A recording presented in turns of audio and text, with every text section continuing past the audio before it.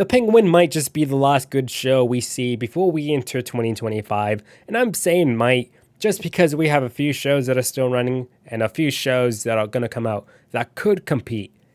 But as of right now, the first two episodes of The Penguin, holy shit, they're so good that I was having second thoughts on my review on Agatha all along, thinking that because I'm sick, my taste is shit. Until I saw the first 10 minutes of The Penguin, and then I was like, holy fuck, this is what a good show is. What?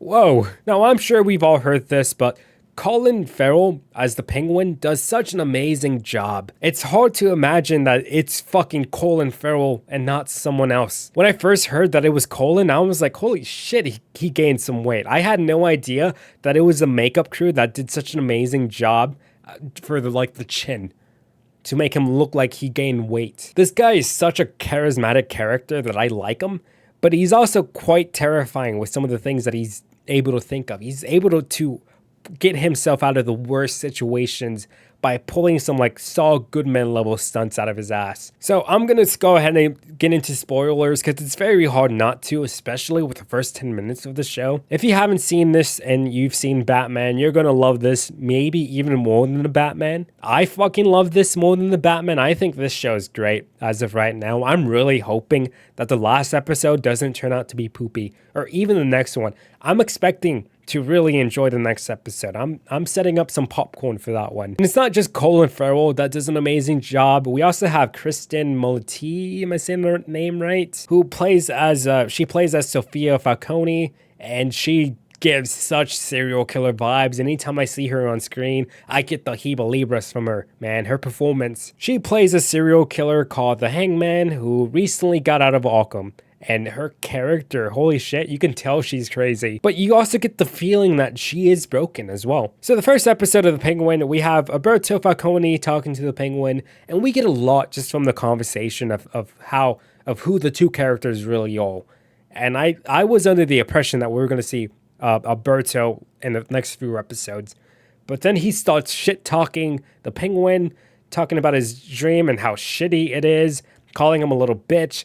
And I was like, oh man, this is making me feel so bad for the Penguin. Him having to sit there and take it from his boss.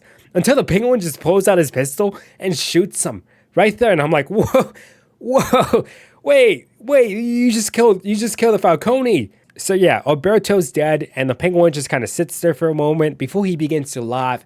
He begins to laugh, and it's such a good performance. And then he realizes that, holy shit, he killed Alberto Falcone. He's fucked. The whole family member is gonna fuck him. He's a dead man, right?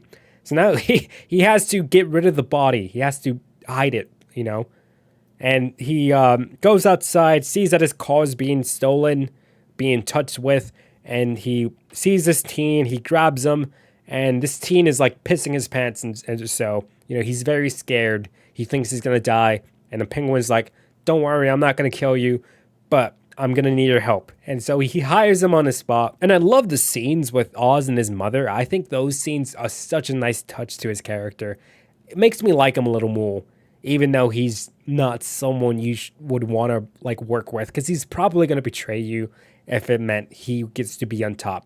He's willing to do whatever it takes, and I love that. I'd love to see that in the villain, instead of him just being a typical bad guy, being a dick to everyone and mistreating everyone. He acts nice a lot of the times, very charismatic.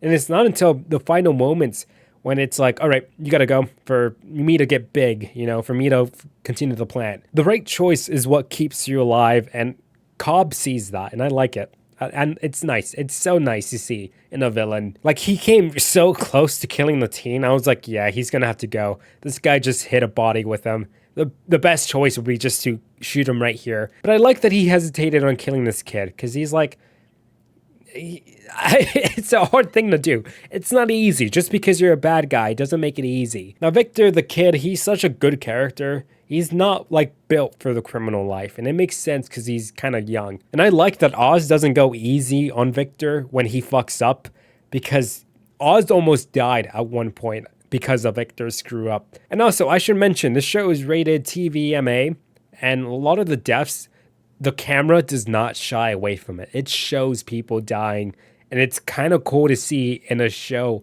where there is a hero in their world. Like, it's so weird to just see a character just straight up die and blood gets splattered on the wall. I'm like, whoa, whoa.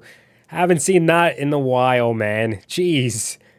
This show is dark, and it's funny, and it's good. Anyways, I can't wait to see more of this show. I have a good feeling it's going to end off good, but there is a chance the ending might just be poopy. There's a character that I really don't want to see die, and that's Sofia Falcone. I want to see more of her, but I feel like the show's only going to end one way, and that's with Penguin on top. But yeah, the show's good. Thank you guys so much for watching, and be good people.